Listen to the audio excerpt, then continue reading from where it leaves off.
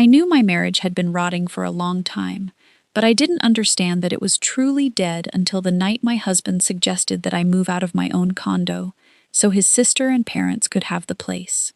My name is Natalie Mercer. I was 33 years old. I was director of brand strategy for a consumer products corporation based in Chicago. The two-bedroom condo in the West Loop was something I bought when I was 28, 1 year before I married Aaron Whitmore. It was not a wedding gift. It was not a property my parents gave me. It was not a home we had paid for together.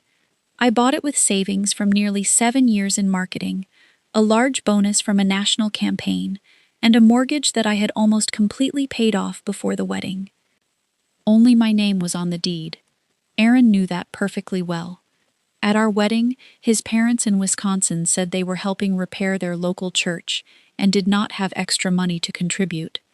My parents did not care. They only wanted me to marry someone decent.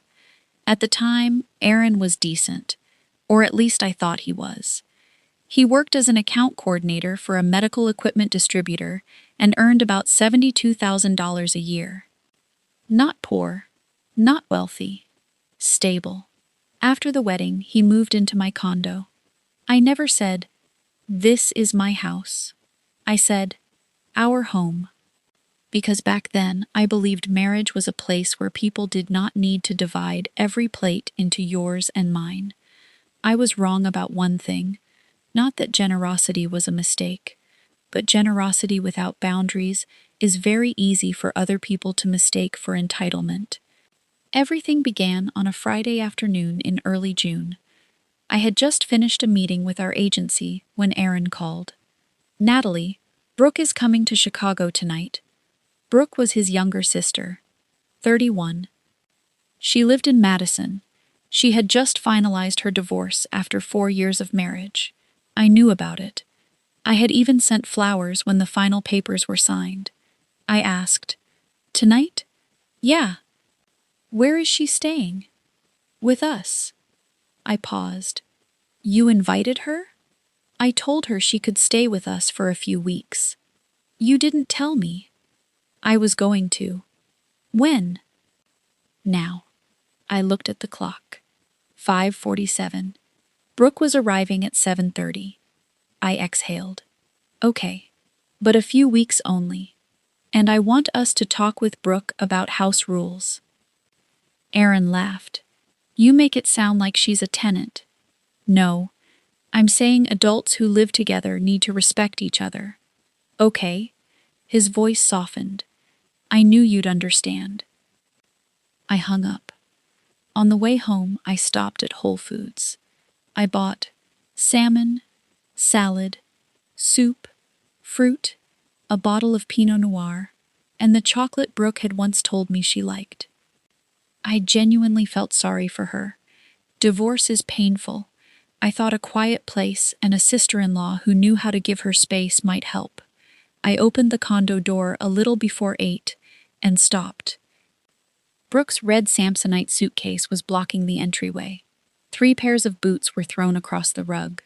A coat was draped over one of the dining chairs. An open takeout container sat on the coffee table, sauce dripping onto the glass. The television was loud. Brooke was stretched across the sofa with her feet on the armrest, holding the remote. She looked up. "Oh, you're home."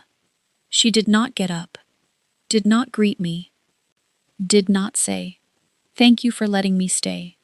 I set down the grocery bags. "Where's Aaron?" "In the bedroom." "Have you eaten?" "I ordered sushi." I looked at the takeout box. "Okay." I walked into the bedroom. Aaron was changing his shirt. "You didn't tell me Brooke had arrived." "You can see she's here. She left her things everywhere. She just got here. She's tired. Tell her to move her boots off the rug." "She will." I opened the bathroom door, then stopped. My vanity looked like it had been hit by a storm. Makeup brushes lay on a damp towel. A serum bottle was open. A new jar of moisturizer had almost a third of it scooped out. The cashmere face cloth a friend had given me was on the floor, with a long, dark mark across it, as though someone had used it to wipe the bottom of a boot. I picked it up. "Whose doing is this?" Brooke called from the living room. "I used it." I walked out. "You used my face cloth to clean your boots?" She shrugged. "I didn't know it was special. It was in the bathroom cabinet beside skincare. So, I thought it was a towel. Towels aren't for cleaning boots." Brooke laughed. "You're making a big deal out of nothing." I said slowly, "Brooke, I understand you're going through a divorce. But this is my home. My personal things are mine. Ask before you use them." She pushed herself upright. "Aaron told me to treat this like my own home." I turned toward Aaron. "You said that?" "I meant she shouldn't feel like a guest. I'm not talking about politeness. I'm talking about going through my personal belongings." Aaron frowned. "Natalie, it's one cloth." "It's not about the cloth." Then the moisturizer. "It isn't about the moisturizer either." Brooke gave a small, mocking laugh. "You make way more money than Aaron, and you're counting towels?" I looked at her. "The price isn't the issue. It belongs to me." "You used it without asking." Aaron cut in. "Enough. Brooke just got divorced. She's stressed. You're her sister-in-law. Give her some grace." I looked at my husband. "You're saying I'm supposed to accept someone going through my belongings because she's stressed?" "I'm saying don't turn this into a war." I didn't answer. I went into the kitchen. Not because I was surrendering. I just did not want the first fight to explode on Brooke's first night. I cooked salmon for Aaron and myself. Brooke had already eaten sushi. But when she saw dinner, she sat down anyway. She took a bite of salmon and frowned. Dry. I looked at her. She said, "I thought a marketing director would eat better than this. In Madison, my friends take me to steakhouses all the time. Tomorrow we should order Wagyu." I put down my fork. "If you want Wagyu, you can order it." Brooke smiled. "I'm temporarily unemployed." "Aaron said I could come here for a few months and you'd take care of things." I looked at Aaron. "You said I would take care of her?" Aaron sighed. "I said we would. Different." Brooke folded her arms. "Why are you being so tense?" "My husband just left me," I said. "Brooke, getting divorced does not turn you into a VIP guest in someone else's home." She froze. Then her lower lip trembled. "Aaron," exactly as I expected.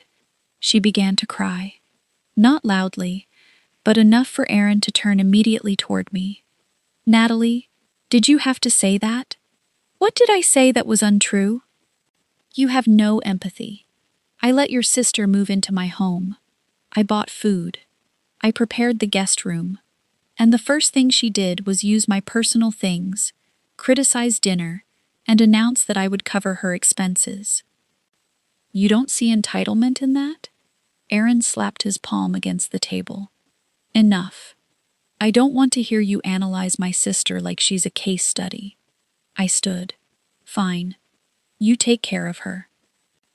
I carried my plate into the bedroom. The atmosphere in the condo changed from that night on. Brooke stayed in the guest room, but she occupied the living room most of the time. She watched television until 2 in the morning. She used my grocery account to order organic juice, protein shakes, skincare, wine, ice cream. On the second day, I saw a $186 charge from grocery delivery. I asked Aaron. He said, "Brooke ordered it, using my account. She doesn't have a card here." "Then use your card." "Why are you being so intense?" That sentence became a refrain. On day 3, Brooke borrowed one of my blazers without asking. On day 4, she brought 2 friends to the condo and drank wine with them until nearly midnight. On day 5, I told Aaron, "Brooke needs a deadline." "A deadline for what?" "Moving out. It's only been a week." "You said a few weeks." Natalie, are you literally counting days with my sister? Yes. Because this is my home, and I need to know who is living here and for how long. He frowned. This time he did not keep arguing. On the sixth night, he came into the bedroom while I was reading email. Natalie. Yeah? Mom and Dad are coming. I looked up. When? The day after tomorrow. To visit? To stay for a few weeks. I stared at him. What? Brooke is having a hard time. Mom is worried. Dad, too. They want to be close. This condo has 2 bedrooms. I know. So where are they sleeping? Aaron sat on the edge of the bed. He cleared his throat. I had been married to him for 3.5 years. I knew that voice.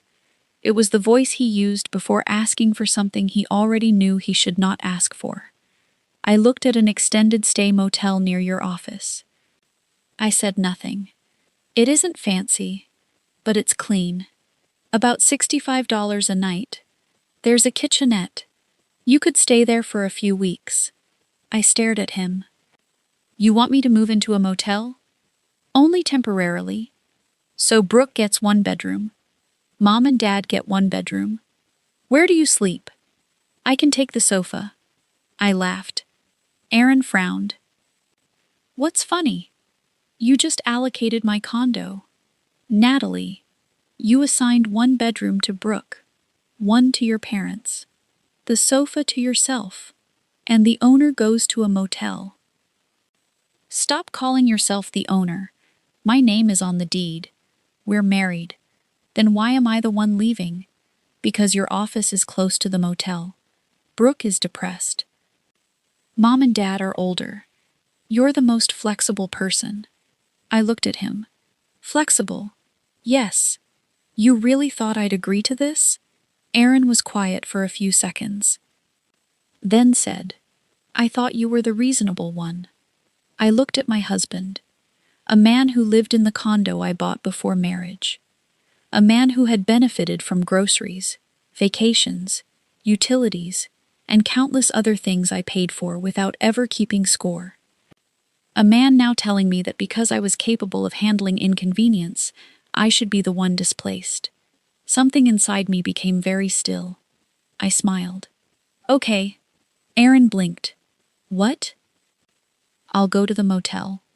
He visibly relaxed. I knew you'd understand. You're always sensible. I'll move tomorrow morning. He took my hand. Just for a few weeks. I'll pay for the motel. Good. Then I'll make it up to you. I pulled my hand away. No need. The next morning, I got up at 6. Aaron and Brooke were still asleep. I opened the safe. I took my passport, birth certificate, a copy of the deed, insurance policies, jewelry, tax records, an external backup drive, and the folder containing our joint account statements. I packed them into my carry-on. Then I added enough clothes for 2 weeks. I did not take anything belonging to Aaron. I did not search his phone.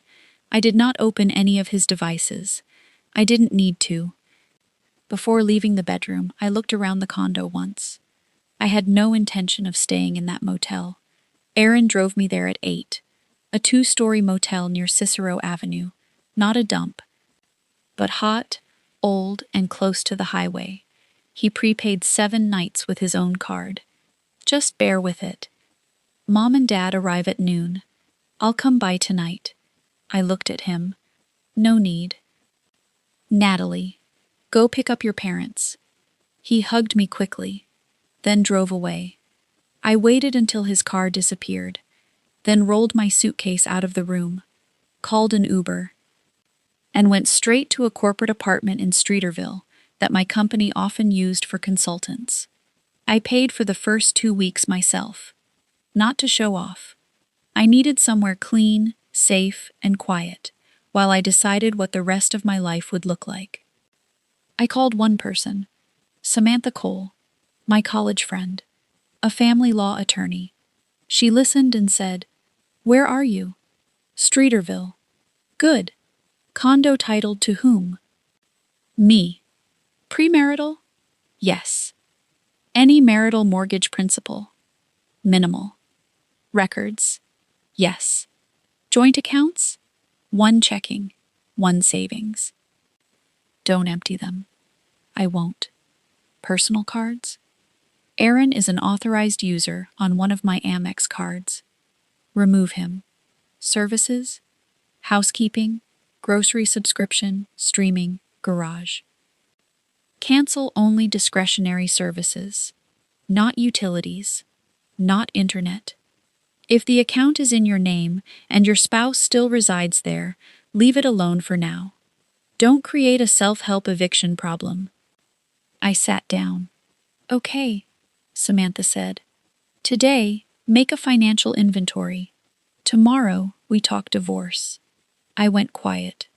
Do you want a divorce? I looked out the window. Lake Michigan glittered in the sun. Yes?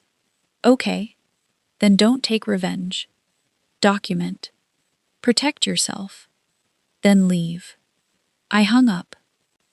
Over the next hour, I removed Aaron as an authorized user from my personal Amex, changed my salary direct deposit to my individual checking account, stopped the automatic $3,500 monthly transfer into household checking, canceled housekeeping, canceled the grocery delivery membership, canceled the meal subscription, stopped credit card autopay from my personal account, and changed passwords on accounts that belonged only to me. I did not touch joint savings. Joint checking still held more than $9,000, enough for adults who knew how to budget. Around 10:20, Aaron called. The card doesn't work. I removed you. I'm at Costco. Use the joint debit card. You stopped transferring money? Yes. Natalie, my parents are coming. I know. You need to buy groceries. I don't live there, but that's our home. You told me to move out. Silence. His voice dropped. This is cruel. I looked at the screen. That sentence. The title of a story he had no idea he had just written himself. I said, Aaron, you told me to live somewhere else so your family could be comfortable. I agreed.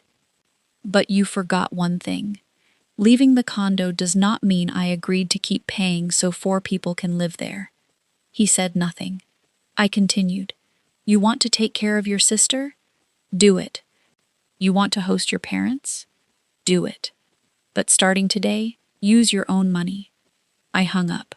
For the first time in 3.5 years of marriage, I did not wonder, am I being too harsh? I only thought, finally, the responsibility is back where it belongs. The next day, I did not go back to the condo. I went to work. In the morning, I had an agency meeting. At lunch, I had a presentation with the CEO. In the afternoon, I sat with Samantha in a conference room at her firm and reviewed our finances. Samantha asked, how much were you contributing to household checking? About $3,500 to $4,000 a month. Aaron? About $1,500. His salary? Around $6,000 gross. Net? About $4,600. Where did the rest go? I don't know. Samantha made no comment. She simply wrote, Discovery. I opened the joint account portal. I had lawful access. Both of our names were on the account. 3 years of statements appeared. Both small transfers. 500, 800, 1,200. To Linda Whitmore, Harold Whitmore, Brooke Whitmore. At first glance, none of them looked outrageous. I already knew Aaron sometimes sent money home, but seeing the transactions as one continuous pattern changed the picture. Samantha said, Don't jump to conclusions. Some family gifts may be reasonable. We need the total and the source. I nodded. That evening, Aaron called from his office number because I had ignored his cell. Natalie, listen to me for 1 minute.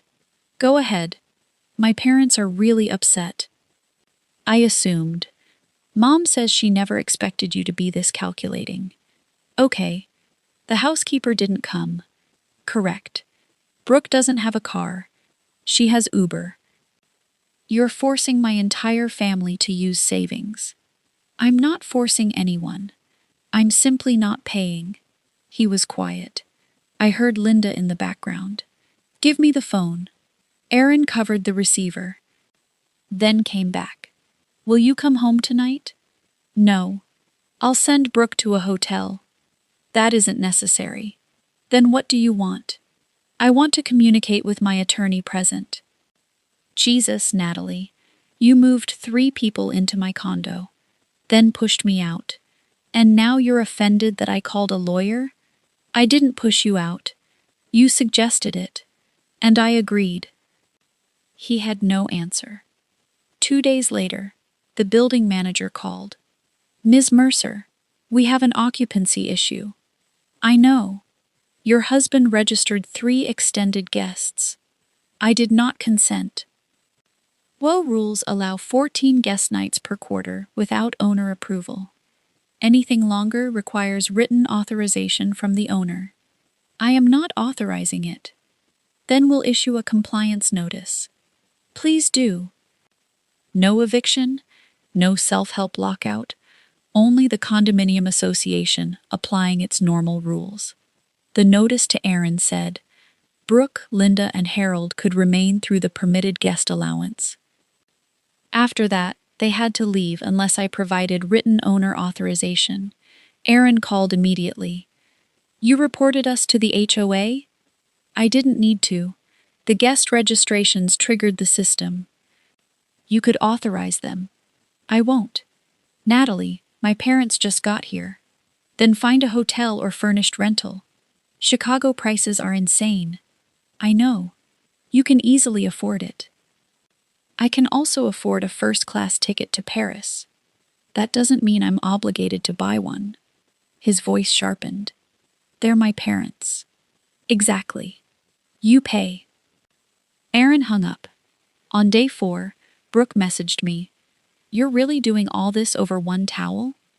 I replied, No. Please stop using my belongings without permission and make plans to move by the HOA deadline.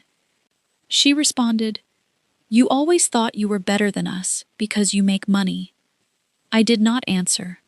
That afternoon, a $1,200 charge appeared on the joint debit card at a steakhouse. I texted Aaron, Was this you? He replied, Dinner for Mom, Dad, Brooke. They had a terrible week. I stared at the message. Did not argue. I took a screenshot. Samantha said, Joint funds. Not necessarily actionable by itself, but document it. On day 6, Aaron appeared in the lobby of my office. He was not filthy, not disheveled, not some cartoon character. He wore a normal dress shirt, but he looked tired. Security called me because he had no appointment. I met him in a seating area near reception. You should not be here. You aren't answering me. I have an attorney. I don't want to talk to your attorney. That is your choice. Aaron lowered his voice.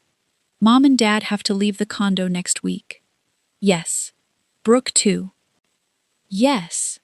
I can't afford 2 rentals. Then rent 1. Mom doesn't want to stay with Brooke. That is not my problem to solve. Do you hear how cold you sound? I looked at him. Aaron, you invited 3 people to live in my home, then told me to leave. You didn't calculate the cost. You didn't calculate the HOA rules. You didn't calculate privacy. You didn't calculate me. You calculated only that I would figure it out, he said. I'm sorry. I hear you. Come home. No. I'll make Brooke apologize.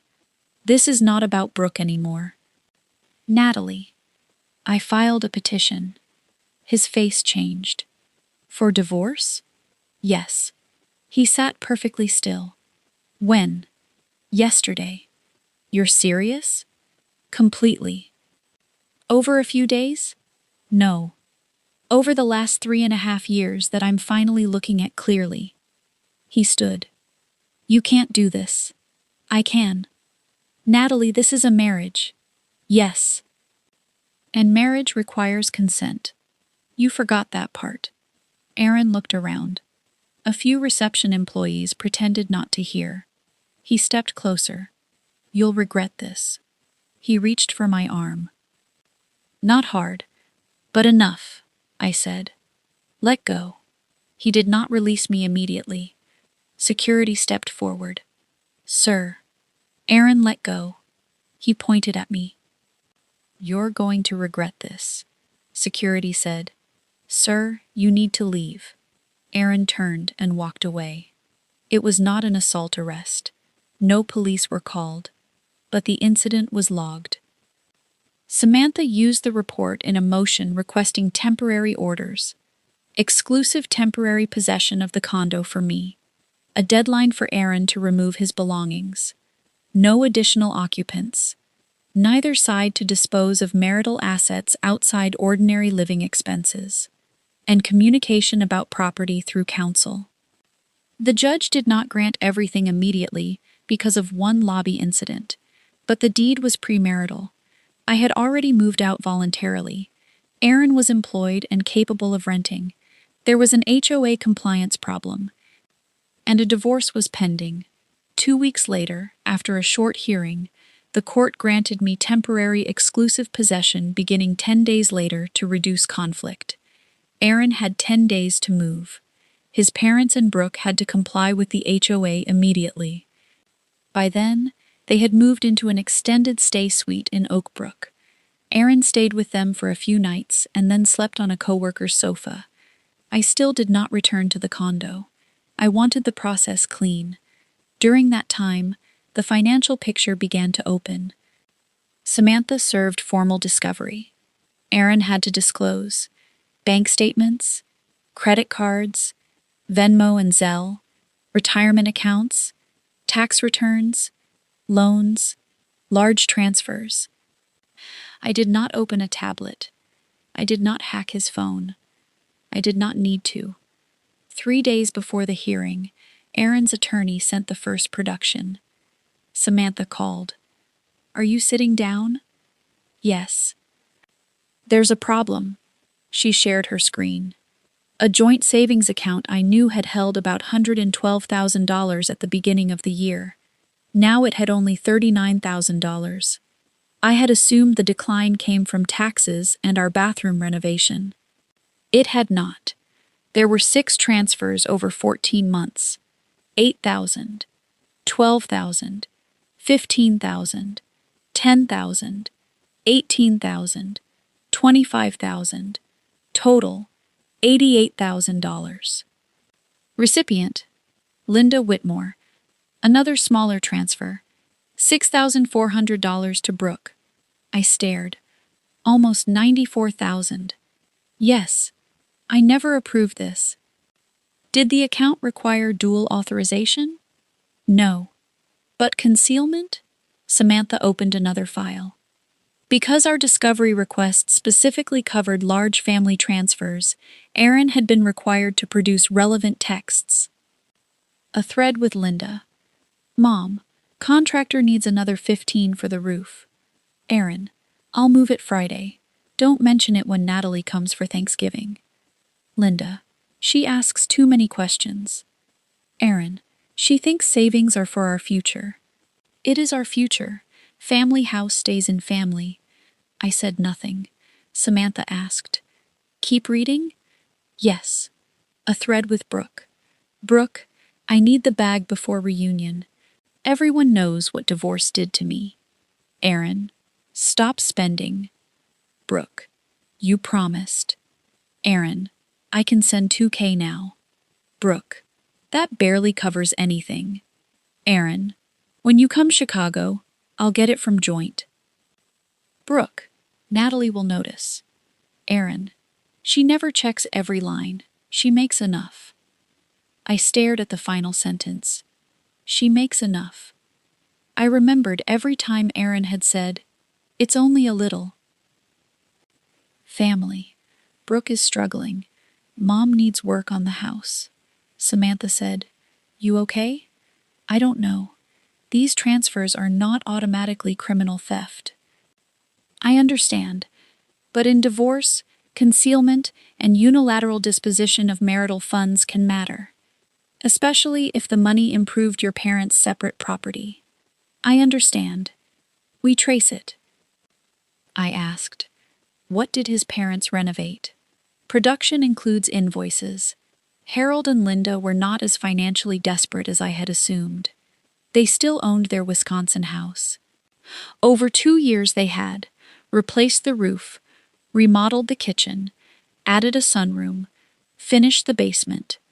Aaron used nearly $88,000 from joint marital savings to finance most of it. Without telling me, while I paid HOA, property tax, vacations, groceries, insurance, I sat still. The betrayal was not the number. It was the plan. He had not merely sent money to his parents. He had hidden it deliberately. And while household savings fell, he still let me keep replenishing the accounts. I asked Samantha, if I had known, would I have forbidden him from helping them? That isn't a legal question. I know. But no. I might have agreed to 10,000, 20,000, with a plan. What I would not have agreed to was nearly 100,000, decided by him alone, and labeled our future. Samantha nodded.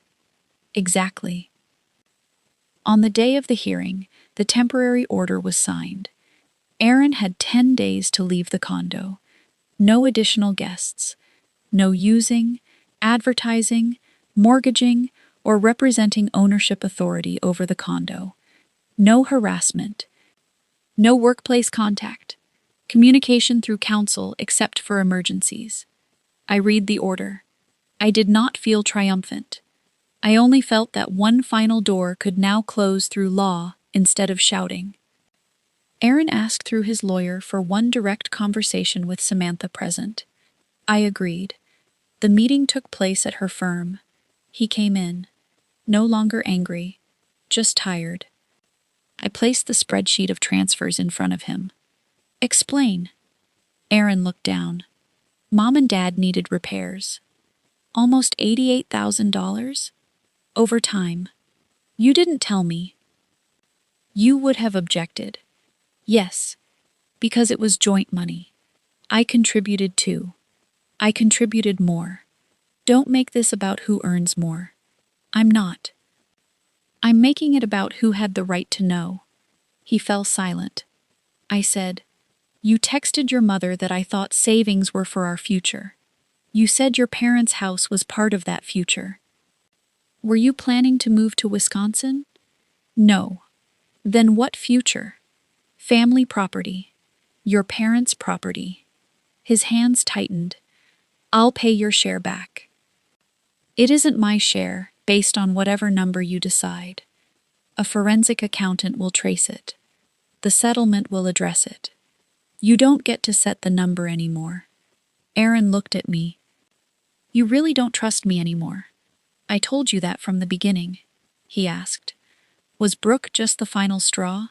Yes. And the motel? I'll remember that for a long time. He lowered his head. I didn't realize how insulting it was. Why? Because you always know how to take care of yourself. I looked at him. For the first time, he had said the real thing. I said, My ability to take care of myself is not permission for you to treat me badly. He did not argue. The conversation ended there. But the source story had not ended, and neither had my marriage. Because 10 days later, after the temporary exclusive possession order took effect and Aaron surrendered his keys through counsel, the Whitmore family decided that a court order was just another obstacle they could pry apart with their own hands. The temporary order took effect on Monday. That afternoon, Aaron surrendered. The condo key, garage remote, mailbox key, and building fob to Samantha's office. Building management deactivated his credentials at 6. I changed the lock code in accordance with building security's instructions. Nothing secret, nothing improvised. The court order already gave me exclusive possession. I returned to the condo Tuesday evening. It felt strange. No one was stretched across the sofa. No wine glasses. No boots. No Brooke. I hired a cleaning service. Had the rug cleaned. Changed the linens. Locked the cabinet containing my jewelry. I did not replace all the furniture as if I needed to erase an entire life. I only returned the home to a state where I could breathe. Thursday night, at 1:52 in the morning, my phone vibrated. Building security app. Forced entry alert. Unit 1708 corridor. I sat upright. The doorbell camera showed 4 people. Aaron, Harold, Linda, Brooke. For several seconds, I could not believe it. Aaron wore a baseball cap. Harold held a pry bar. Not a giant sledgehammer. Not a movie weapon. A pry bar and a rubber mallet inside a tool bag. Linda stood farther back. Brooke kept looking down the hallway. The building's corridor cameras recorded everything. Aaron tried his old key. It did not work. Then he knocked. Natalie. I did not answer. He knocked harder. Natalie, open the door. Harold said, She's in there. Aaron, I know. Linda, just open it. Our family still has things inside. Harold held out the pry bar. Aaron shook his head. Court order, Linda said. What court order? You're still her husband. Your things are still in that apartment. You can't let that woman take everything. I called building security first. Unit 1708. There are 4 people outside. One is subject to an exclusive possession order. They have a pry bar. Security said, Stay inside. We're calling police. I called 911 as well. I did not need to exaggerate. I told the truth. My estranged husband was ordered out of the residence. He returned after 1:50 a.m. with family members. One person has a pry bar and they are trying to force the door. While we waited, Aaron started pulling on the handle. Harold pushed the end of the pry bar into the frame. The smart lock triggered an alarm. It did not attack anyone. It simply sounded a tamper warning. All 4 of them startled. Brooke said, Dad, stop.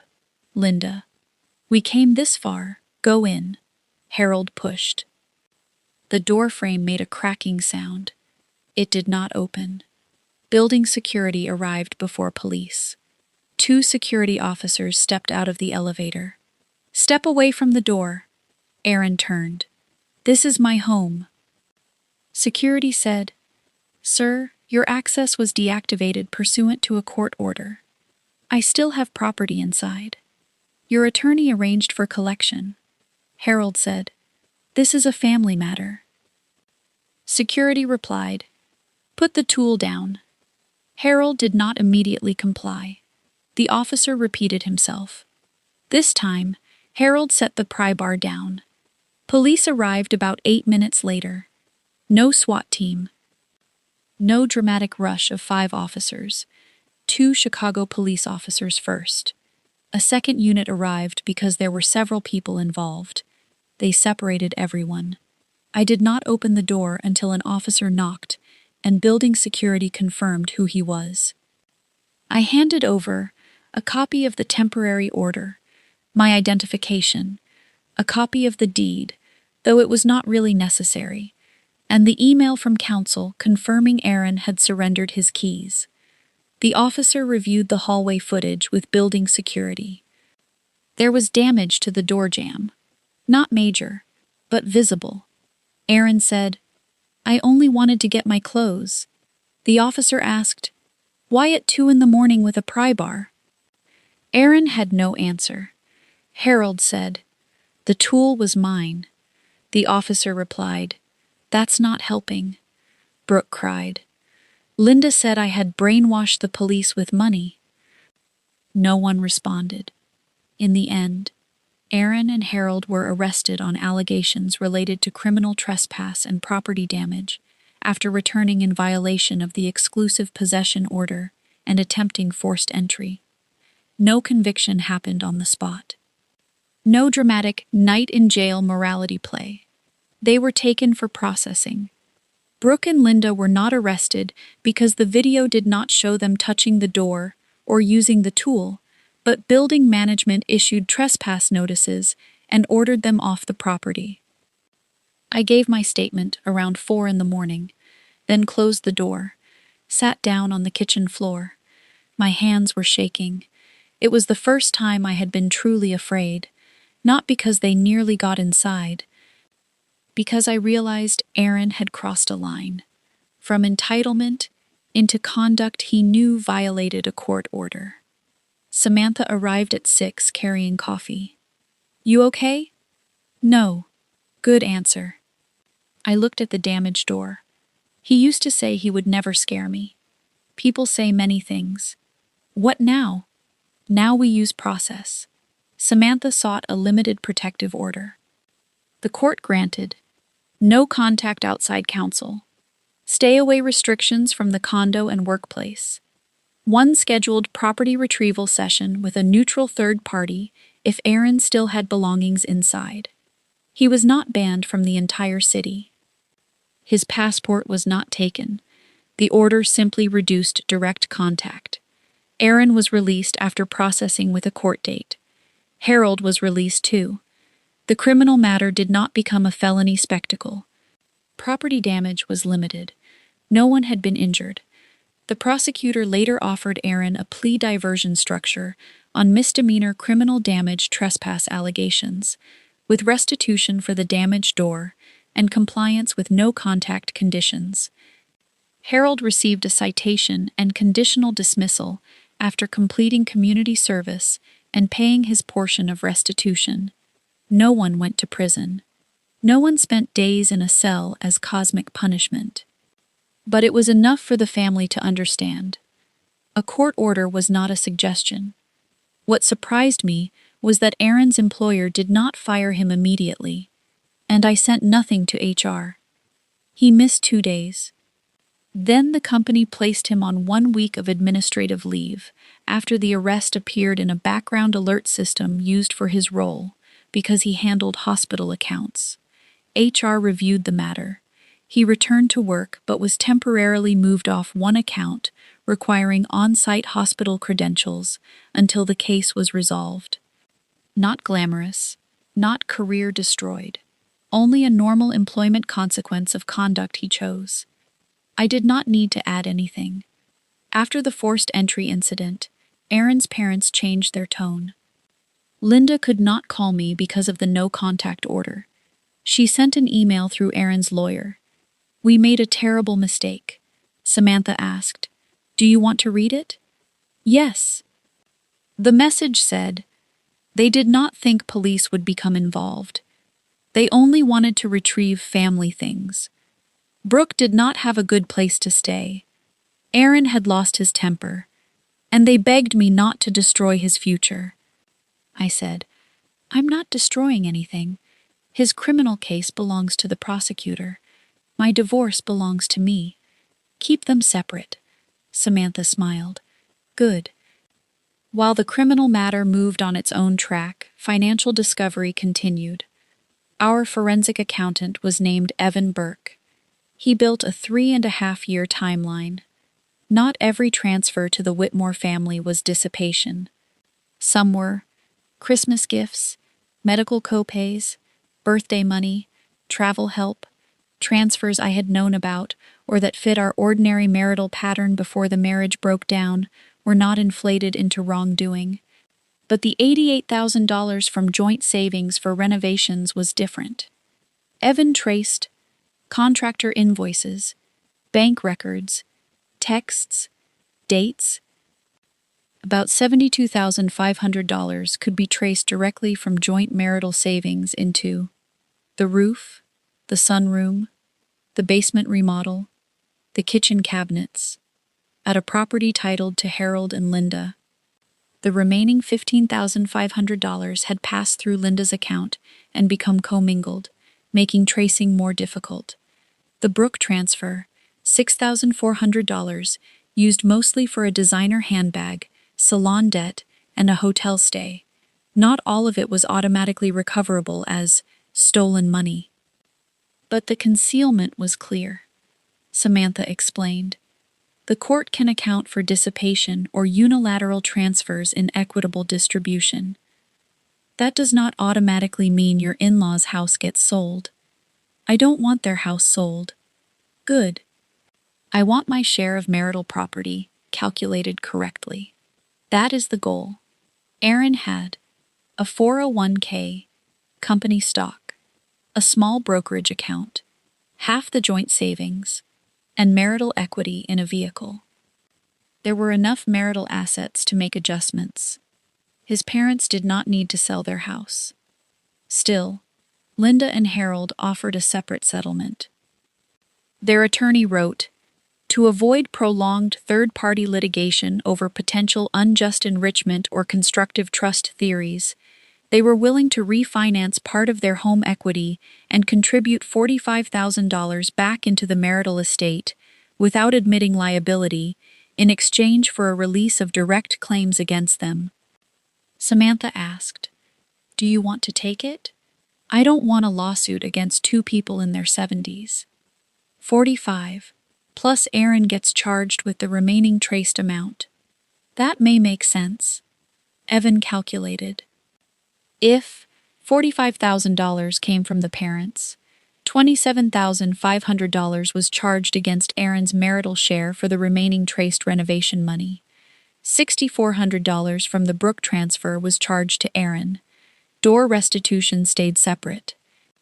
Then most of the disputed transfers could be resolved without pretending we had some magical right to recover the entire $94,000 instantly. I agreed to put it into the mediation proposal.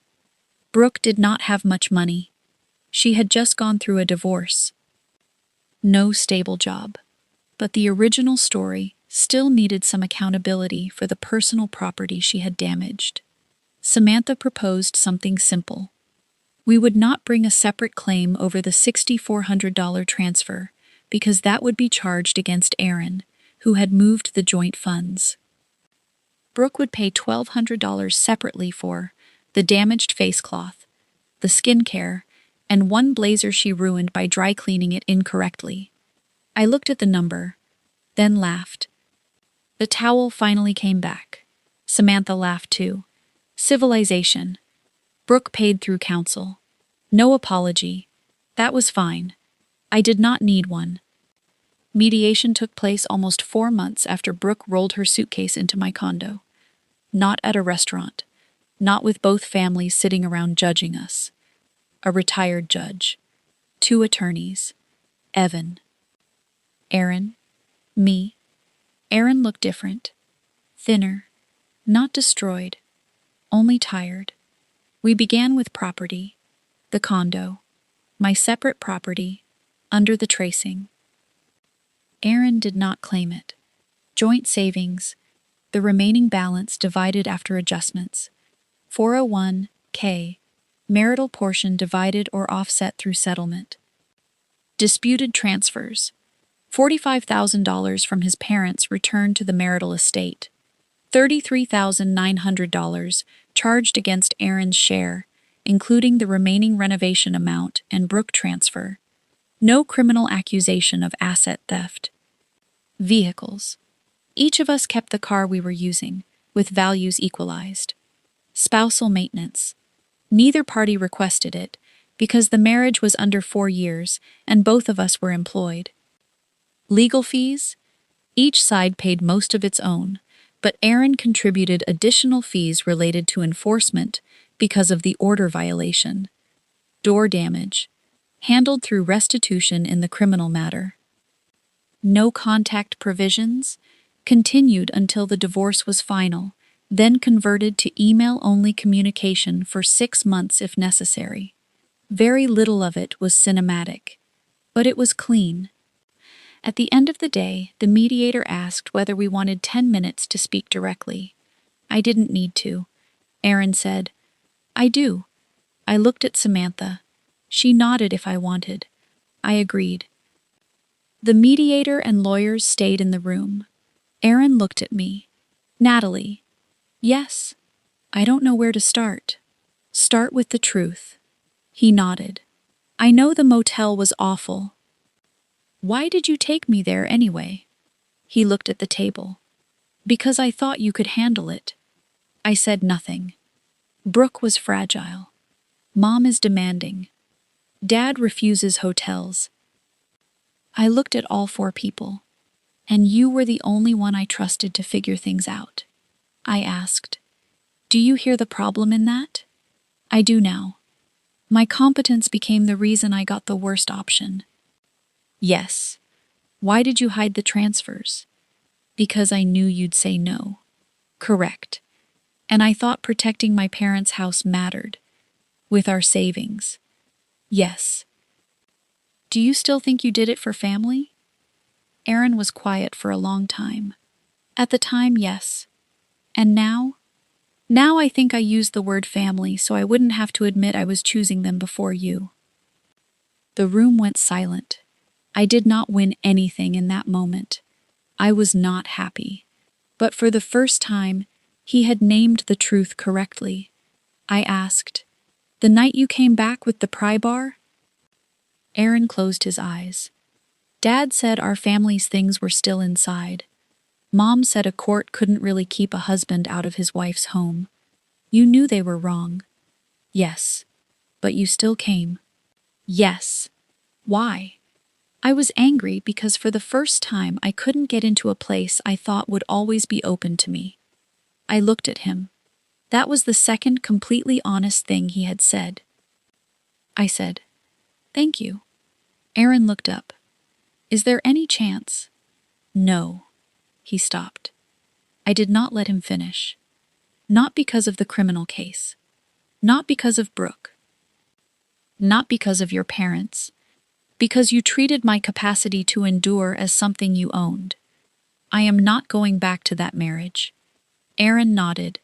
No kneeling, no sobbing, no grabbing my legs. He only said, I'm sorry. I replied, I believe you are. But being sorry and going back are two different things. At the end of the day, we signed the settlement term sheet. I stepped outside. Chicago was cold in late fall. I pulled my coat tighter. There was no crowd applauding. No one knew I had just recovered nearly $80,000 in accounting credits. No one knew Aaron had apologized. I did not need them to. I only knew.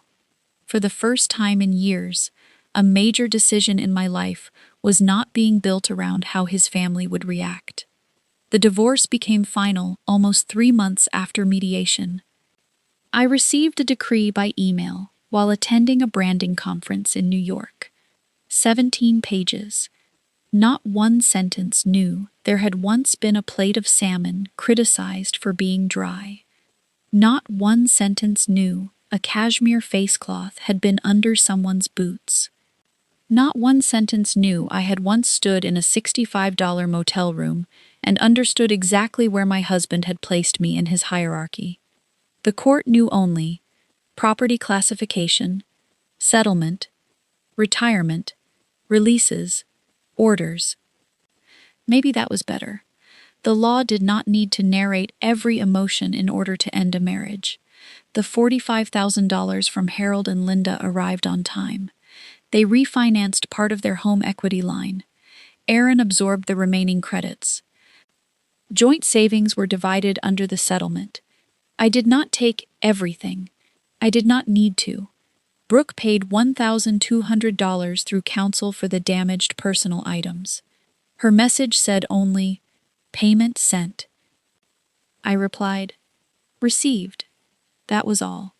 Aaron complied with his diversion conditions.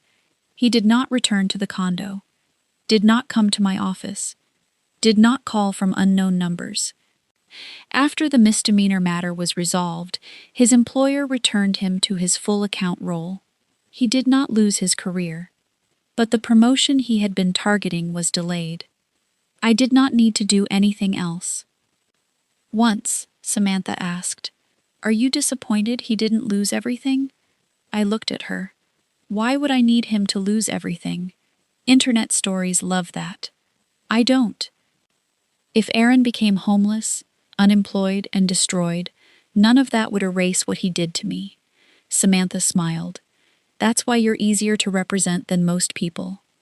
I'm not sure that's a compliment. It is. Harold and Linda went back to Wisconsin. The sunroom remained. The new kitchen remained. The roof remained on their house. I did not think it was unfair that they did not have to tear out every board Aaron's money had helped pay for.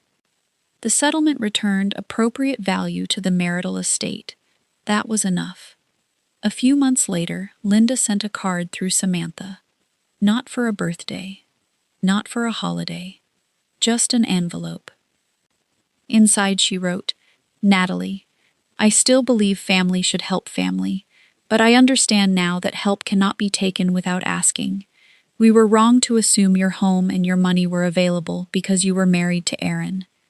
Linda." I read it. There was no daughter-in-law. No, mom and dad. Only names. I liked that. I did not reply. Not out of resentment. I simply did not need to reopen the relationship. Brooke took longer. After the divorce, she stayed with her parents for nearly 3 months. Then she found work as a client coordinator at a salon chain in Milwaukee. Not luxury, not building an empire. A normal job. Insurance. A paycheck. She rented a 1-bedroom apartment. I knew because Aaron mentioned it in one final logistics email.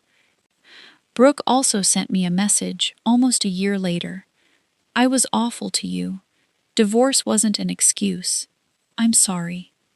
I stared at it for a long time, then replied, "Thank you." I did not write, "I forgive you." Not because I couldn't. I just no longer knew what form forgiveness needed to take. Some people do not need to be hated. They also do not need to be invited back in. Aaron and I saw each other once, about 14 months after the divorce, at a coffee shop near Fulton Market. Not planned. Completely by chance. I had just left a meeting. He was standing in line. We looked at each other. Aaron said, "Hi. Hi. You doing okay?" "Yes." "Work?" "Good." He nodded. "Brooke found a job." I heard. Mom still talks about the dishwasher like it's new technology. I laughed.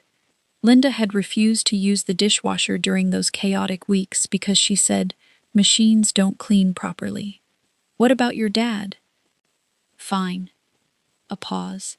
Aaron said, "I used to be angry that you stopped transferring money into the joint account." "I know. I thought you were punishing me. Maybe part of me was angry too.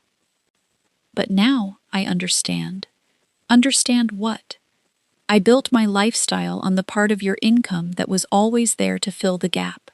And then I treated the rest of my income like money I was free to use to be a good son." I looked at him. Aaron continued, "I got to be generous with my family because you absorbed the household cost. It took me a long time to see that. Yes, I'm sorry. I know." "Are you happy?" I thought about it. "Peaceful." He nodded.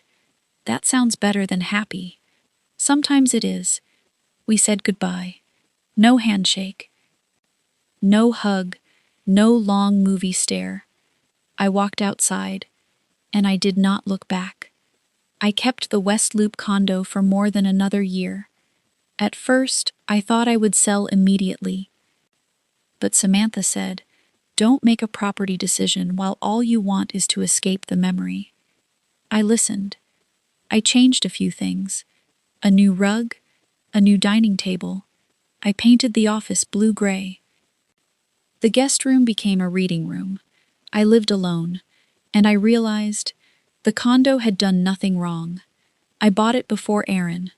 I had sat on the floor on closing day and eaten pizza from the box with my parents. I had celebrated promotions there. There had been beautiful mornings in that home before the Whitmore family ever walked into it. Why should I hand them the entire history of the place, too? So I kept it. I sold only 2 years later. Not to erase anything. Because I was promoted to vice president, brand transformation, and the company offered to move most of my work to New York. I bought a smaller condo in Brooklyn Heights. 2 bedrooms. Not dramatically more luxurious, but the balcony gave me a partial view of the East River. On moving day, I stood in the empty West Loop condo one final time. No Brooke, no Aaron, no Linda, only afternoon sunlight. I placed my hand on the kitchen island, thought about the first night, Brooke crying, Aaron saying, "Would it kill you to give a little?" Then, the motel, the joint transfers, the court order, the pry bar, mediation. I did not want to remember it as a war. I wanted to remember it as the first time I learned a very expensive lesson. Generosity remains kindness, only as long as the person giving still has the right to say no. If other people need your silence in order to keep receiving, it is no longer generosity. It is a system. My marriage had become a system like that. I earned more, so I paid more. I owned a condo, so his family had somewhere to stay. I was organized, so I solved things.